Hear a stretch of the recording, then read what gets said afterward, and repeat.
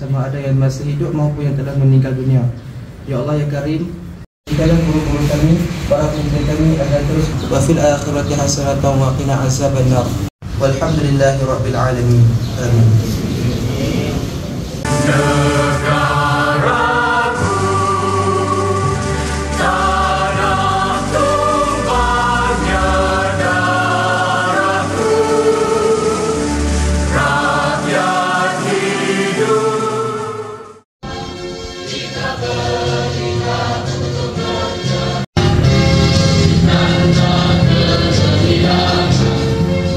Akan menumpukan seluruh tenaga dan usaha kami untuk mencapai cita-cita tersebut. Mematuhi peraturan sekolah, belajar bersungguh-sungguh, menghormati guru-guru dan Inspektor Muhammad Syafiq bin Syafi'i, Pegawai Perhubungan Sekolah. Penolong kanan core curriculum, Puan Nora binti Dola, penolong kanan tingkatan 6. Ini adalah tunasnya. Bila lahirnya kamu di peringkat sekolah, ada kemampuan. Pemimpin adalah orang yang berpengaruh. Jadi inilah tanggungjawab kamu yang dipikul.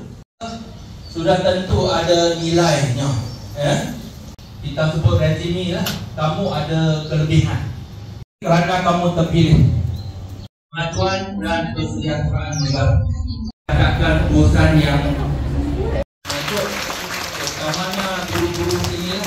Grade water 4261 48. Nah ini saya bagi laporan. Tahun ni nak buat SPM mana SPM? Untuk baca buku, lepas baca tu kemas lah. Jaga disiplin, ikut peraturan sekolah.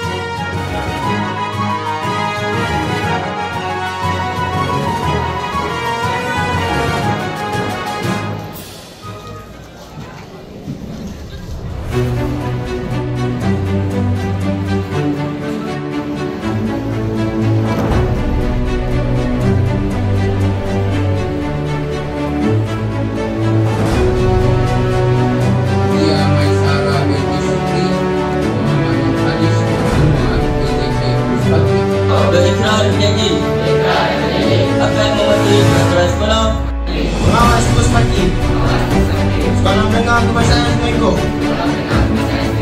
ikrar dan berjanji akan meningkatkan prestasi akademik, membantu dan berkhidmat, misi dan visi, Melanjutkan pengawas sekolah dan pengawas pos parking. Kami ucapan terima kasih kepada semua jawatan kuasa serta semua yang terlibat dalam menjayakan majlis